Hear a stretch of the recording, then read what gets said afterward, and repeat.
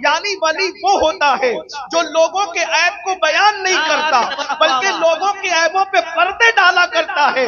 اللہ رب العزت ستار ہے، جیسے وہ بندوں کے عیبوں پہ پردے ڈالتا ہے، جب وہ کسی کو اپنا دوست بناتا ہے تو صفت ستاری کا اس کو مظہر بنا دیتا ہے، لوگوں کے عیبوں کو بیان نہیں کرتا بلکہ لوگوں کے عیب پہ پردے ڈالا کرتا ہے۔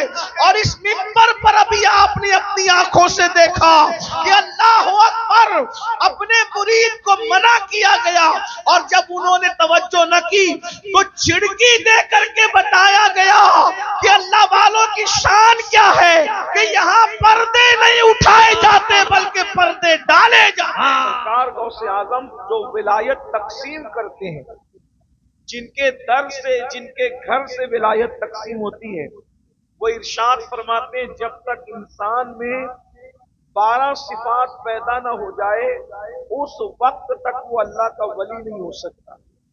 نمازی بن جائے، روزے دار بن جائے، ذاکر بن جائے، پہاڑوں میں مجاہدہ کرے، جب تک 12 صفات کا حامل نہیں ہوگا اس وقت تک وہ ولی نہیں ہوگا۔ آسان 12 صفات سرکار غوث پاک فرماتے ہیں اللہ اپنی 2 صفات کا اس کو مظہر بناتا ہے۔ وہ اللہ کی 2 صفات کا مظہر ہوتا ہے، وہ رسول اللہ کی 2 صفات کا مظہر ہوتا ہے، وہ صدیق اکبر کی 2 صفات کا مظہر ہوتا ہے، وہ فاروق اعظم کی 2 صفات کا مظہر ہوتا ہے، وہ عثمان غنی کی 2 صفات کا مظہر ہوتا ہے، وہ مولا علی کی 2 صفات کا مظہر ہوتا ہے۔ غوث پاک نے رسول اللہ کے بعد اور خدا کے بعد چاروں خلفائے راشدین کی صفات کا مظہر اس کو قرار دیا۔ اس سے پتہ چلا نہ رافضی ولی ہو سکتا ہے نہ ناسبی ولی ہو سکتا ہے، ولایت اگر کہیں ہوگی تو صرف اور صرف پیور اہل سنت و جماعت کے پاس ہوگی۔ اس لیے کہ ناسبی کے دل میں مولا علی کے لیے محبت نہیں ہے اور رافضی کے دل میں شیخین کے لیے محبت اور الفت نہیں ہے، تو نہ ولایت وہاں نظر آتی ہے نہ ولایت یہاں نظر آتی ہے۔ اگر ولایت کہیں نظر آتی ہے تو صرف اور صرف اہل سنت و جماعت میں نظر آتی ہے۔ حضور غوث پاک رضی اللہ تعالیٰ نے ارشاد فرماتے ہیں کہ جو 2 صفات کا مظہر ولی ہوتا ہے وہ اللہ رب العزت کی 2 صفات کا مظہر، ایک تو وہ صفت ستاری کا مظہر ہوتا ہے، وہ صفت غفاری کا مظہر ہوتا ہے۔ یعنی ولی وہ ہوتا ہے جو لوگوں کے عیب کو بیان نہیں کرتا بلکہ لوگوں کے عیبوں پہ پردے ڈالا کرتا ہے۔ اللہ رب العزت ستار ہے، جیسے وہ بندوں کے عیبوں پہ پردے ڈالتا ہے، جب وہ کسی کو اپنا دوست بناتا ہے تو صفت ستاری کا اس کو مظہر بنا دیتا ہے، لوگوں کے عیبوں کو بیان نہیں کرتا بلکہ لوگوں کے عیب پہ پردے ڈالا کرتا ہے۔ اور اس منبر پر ابھی آپ نے اپنی آنکھوں سے دیکھا کہ اللہ اکبر اپنے مرید کو منع کیا گیا، اور جب انہوں نے توجہ نہ کی تو چھڑکی دے کر کے بتایا گیا کہ اللہ والوں کی شان کیا ہے کہ یہاں پردے نہیں اٹھائے جاتے بلکہ پردے ڈالے جاتے۔ نعرہ تکبیر، ہاتھوں کو اٹھا کر کے نعرہ رسالت، نعرہ حیدری، سبحان اللہ سبحان اللہ۔ جب تاج الاولیاء کی پردہ پوشی کا یہ عالم ہے تو اشرف الاولیاء کی پردہ پوشی کا عالم کیا؟ واہ واہ واہ واہ، صفت ستاری کا مظہر ہوتا ہے۔ پھر فرمایا وہ صفت غفاری کا مظہر ہوتا ہے، یعنی وہ لوگوں کو معاف کرتا ہے، اپنی ذات کے لیے وہ لوگوں سے لڑائی جھگڑا نہیں کرتا، اس لیے کہ ذات کے لیے لڑنا یہ کتوں کا کام ہوتا ہے، ذات کے لیے لڑنا یہ اللہ والوں کا کام نہیں ہوتا۔ وہ صفت غفاری کا مظہر ہوتا ہے۔ اس آئینے میں اگر آپ حضور اشرف الاولیاء کی زندگی کو دیکھیں، میں نے تو ان کو نہیں دیکھا، میں نے پر پہنچا ہوں، جنہوں نے دیکھا ہے وہ گواہی دیں گے، شہادت دیں گے کہ ان لوگوں نے حضور اشرف الاولیاء نے اپنی ذات کے گستاخوں کو ہمیشہ معاف کیا اور اس دن کو یاد دلایا جو فتح مکہ کا دن تھا، لا تثریب علیکم اليوم۔ اور یہاں تو چشتیت ہے اور خاص طور پر یہاں چشتیت اور قادریت کا بھی سنگم ہے۔ चिश्तियत इस एतबार से है कि मखदूम अशरफ जहांगीर सिमनानी जैसा सिलसिला चिश्तिया का वो अजीम नुमाइंदा जिसने सिलसिला चिश्तियत को बामे उरूज तक पहुंचाया, और इसीलिए तो उनके मुर्शिद को उन पे नाज था। मुर्शिद अपने बेटे को खिदमत सौंपते हैं कि तुम्हें जंगल से लकड़ियां लाने जाना होगा, और सारे खुलफा और मुरीदीन को जिम्मेदारियां सौंपते हैं। खानका में झाड़ू लगाना होगा, बर्तनों को साफ करना होगा, लंगर तकसीम करना होगा, मेहमानों की खिदमत करना होगा। बेटे को भी काम दिया, सारे मुरीद और खुलफा को काम दिया। लेकिन जब मेरे मखदूम अशरफ सिमना ने अर्ज किया हुजूर सबको काम सौंपते हैं, मुझे भी कोई काम सौंप दीजिए, फरमाया अरे सब अलग है अशरफ तुम अलग हो, इसलिए कि जब तुम आए थे तो तुम्हारे आने से पहले खिजर अलैहिस्सलाम ने तुम्हारी इतनी तारीफ की थी कि अब मुझे कोई काम देने के लिए तुम्हें हया आती है कि मैं खिजर को क्या मुंह दिखाऊंगा। अगर मैंने तुम्हें कोई काम सौंप दिया, मैं तुम्हें कोई फिजिकली एक्टिविटी नहीं सौंपना चाहता। अगर तुम कुछ करना ही चाहते हो तो जिक्र अस्कार के जरिए से मंजिलों को तय कर। नारे तकबीर, नारे रिसालत, फैजाने मखदूम अशरफ, फैजाने मखदूमुल आलम। उसका मुर्शिद जिसको जिम्मेदारी और खिदमत देने और खिदमत लेने के लिए हया करे वो अशरफ सिमना, वो हमारे मखदूम है। बहरहाल तो चिश्तियत तो इस एतबार से कि मखदूम साहब चिश्ती है, और कादरियत इस एतबार से कि सैयदना अब्दुल रज़्ज़ाक नूरुलैन की औलाद है। तो यहाँ चिश्तियत और कादरियत एक साथ जमा होती है, ये भी मराजल बहरैन अल्हम्दुलिल्लाह ताला। तो चिश्तियत और कादरियत जो जमा करने की बात कर रहा हूं तो ये कि यहाँ आए क्या बात, अशरफी सहबा शराबे संजरी, सुभान अल्लाह। एक ही शीशे में है दोनों भरी, कादरी सहबा शराबे संजरी, एक ही शीशे में है दोनों भरी। कादरी सहबा शराबे संजरी, कादरी सहबा शराबे संजरी, एक ही शीशे में है दोनों भरी। क्या खुशनसीबी है हम लोगों की। तो कादरियत और चिश्तियत जब मिली हुई है तो दोनों में अब बात क्या है। हुजूर गौसे पाक फरमाते हैं कि मेरा घोड़ा बेलगाम है और मेरी तलवार बेनियाम है। और चिश्ती लोग कहते हैं ख्वाजा नसीरुद्दीन चिराग दहलवी रदी अल्लाह तबारक व तआला अन्हु कि हम चिश्ती लोग किसी से उलझते नहीं, हमने अपनी तलवार नंगी करके रख दी है, जो आकर के उलझेगा उसका किस्सा खुद ही तमाम होता है। लेकिन ये अल्लाह वाले अपनी जात के लिए किसी से नहीं लड़ते, ये अपनी जात के दुश्मनों को माफ करके सिफत गफ्फारी का मजहर होते हैं, अपनी जात के लिए नहीं लड़ते। बल्कि सरकार बाबा फरीदुद्दीन गंजे शकर रज़ी अल्लाह ताला को यहाँ तक फरमाते हैं कि भाई हम सूफी लोग हैं, अल्लाह वाले लोग हैं, हमारे सामने कैंची की बात न किया करो बल्कि सुई धागे की बात किया करो, क्योंकि कैंची एक को दो कर दिया करती है और सुई धागा एक को दो को एक कर दिया करता है। ये खानका है, यहाँ पर एक को दो नहीं किया जाता बल्कि दो को एक किया जाता है। ये सरकार बाबा फरीद गंज शकर रज़ी अल्लाह ताला की तालीम। अल्लाह आप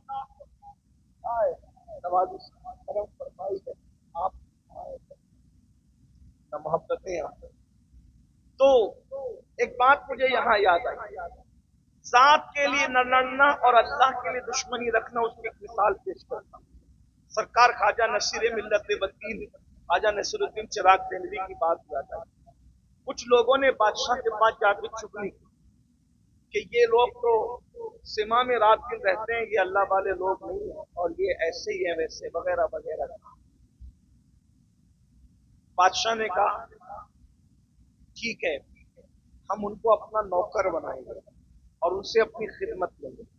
सरकार नसीरुद्दीन चिराग दहलवी के पास नुमाइंदा भेजा اور نمائندہ بھیجنے کے بعد کہا کہ آپ کو بادشاہ کی کوئی نہ کوئی نوکری قبول کرنی پڑے.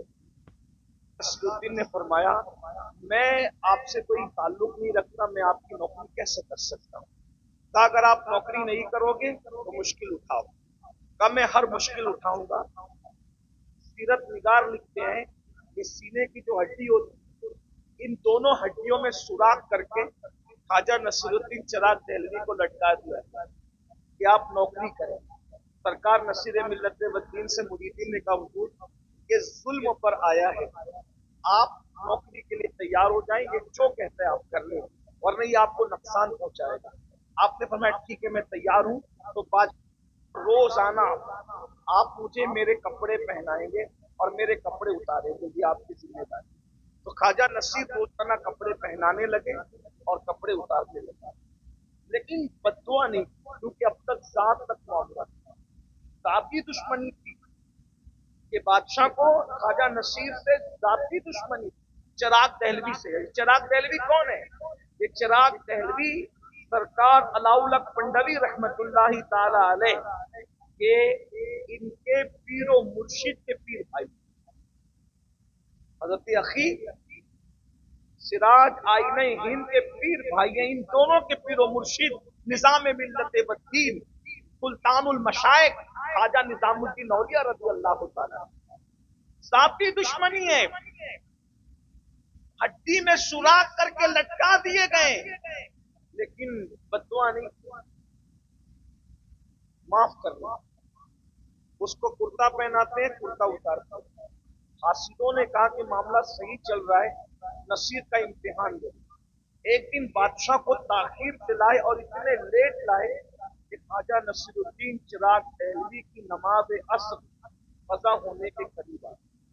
اللہ کے رسول علیہ السلام نے فرمایا مومن کی عصر اس وقت ہوتی ہے جب سورج اپنی حالت پر ہوتا ہے, اور جب سورج میں تغیر آ جائے, وہ ڈوبنے کے قریب ہو جائے, پھر وہ مومن کی نہیں بلکہ منافق کی نماز ہوتی ہے.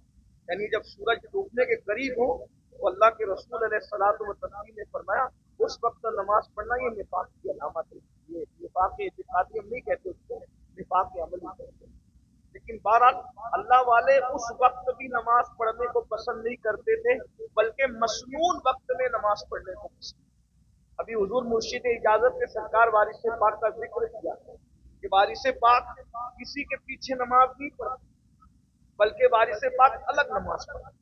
تو لوگ یہ مشہور کرتے تھے کہ وارث پاک نماز ہی نہیں پڑھتے. وہ نماز پڑھتے تھے مگر کمرے میں چھپ کے پڑھتے تھے, جیسا کہ حضرت نے اشارہ کیا. لوگ کہتے تھے اب جماعت کے ساتھ نہیں پڑھتے, جماعت کے ساتھ نہیں پڑھتے. تو وارث پاک کہتے تھے ارے جماعت سے پڑھانا ہے تو علی حسین اشرفی جیسا امام لا کر کے دو نا. سبحان اللہ سبحان اللہ. اگر وارث پاک کو پیچھے کھڑا کرنا ہے تو کوئی علی حسین اشرفی جیسا لا کر کے امام دو, اور کسی ایک کے پیچھے کھڑا کر دیا وارث پاک کو تو نماز کے بعد وارث پاک نے کہا سنا سنا امام صاحب آپ نے ہم کا بہت تھکا دیا. سرکار وارث پاک کہتے بہت تھکایا آپ نے ہم کا. کہا وہ کیسے؟ کہا ہم تو آپ کے پیچھے نماز کے لیے کھڑے ہو گئے, لیکن کبھی چارے کی دکان پر, کرانہ دکان پر, کبھی کہیں لے کے بھٹکتے رہے, جہاں جہاں امام گیا پیچھے پیچھے وارث تھے. تو کہا ایسی نماز بھی کیا نماز ہے.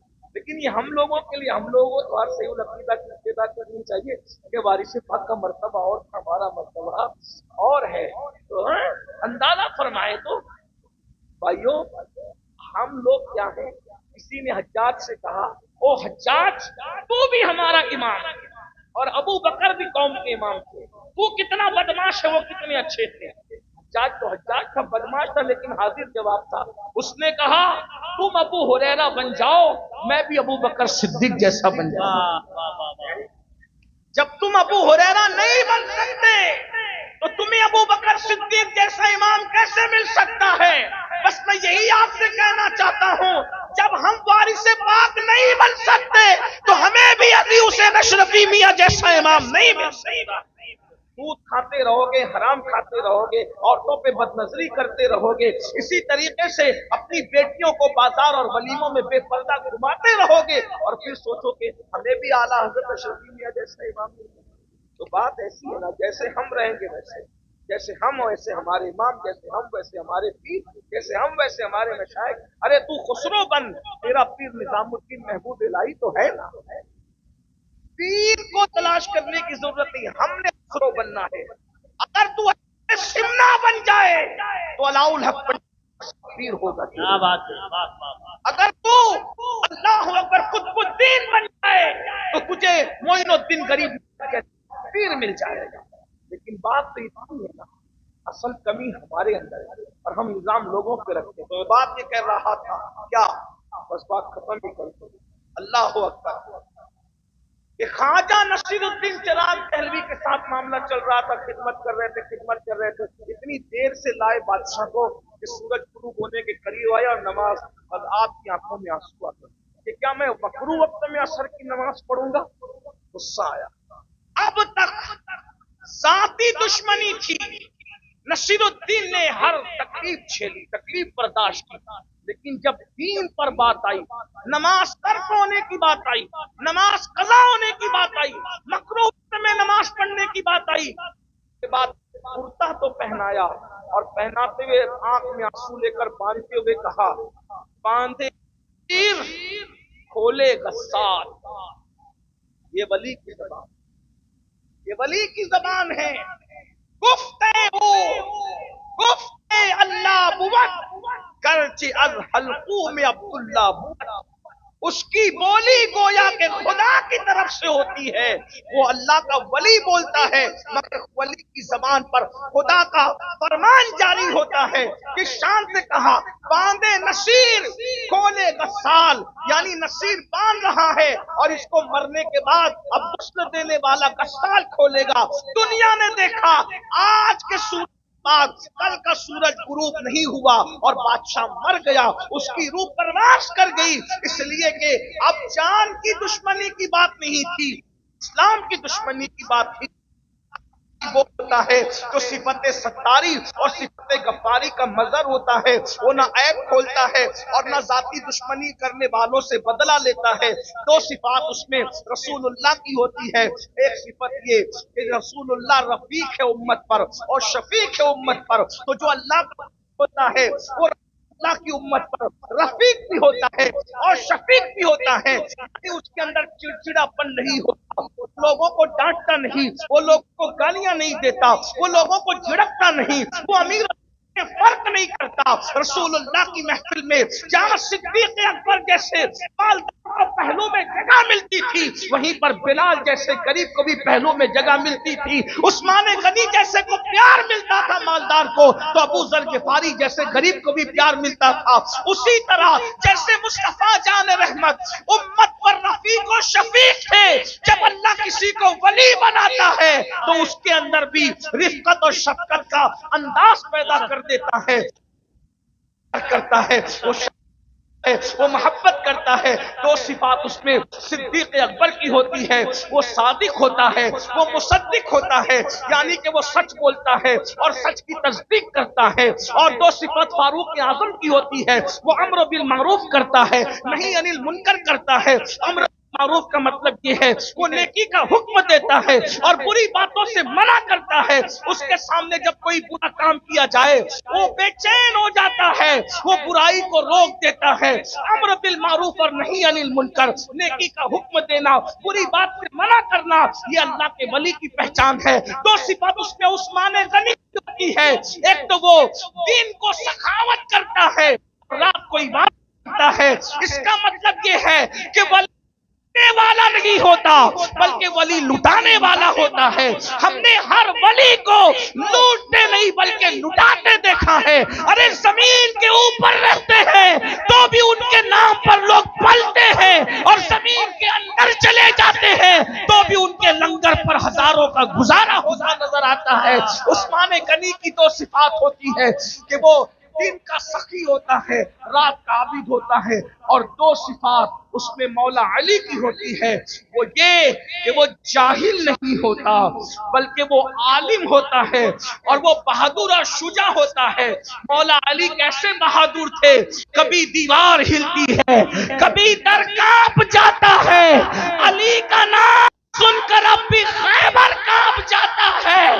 पूरी जिंदगी कभी अली के सिपर को कोई गिरा ना सका, लेकिन मरहब ने ऐसा वार किया कि मौला अली की सिपर गिरा दी। एक दिन अली की सिपर गिर गई, अली ने सजा क्या दी कि उसने खैबर के दरवाजे को तोड़कर अपना सिपर बना करके बताया, अली से सिपर छीनोगे तो तुम्हारा दरवाजा तोड़ करके सिपर बनाई जाएगी।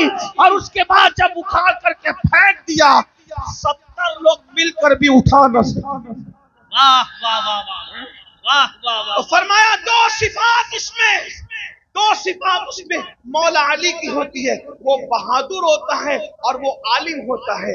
अब ये 12 सिफात अगर आपको किसी में देखना है तो दिल दिमाग के दरीचों को खोलकर माजी के झरोके में झांक कर देखो तो आपको अशरफुल औलिया की तस्वीर उभरती हुई नजर आएगी।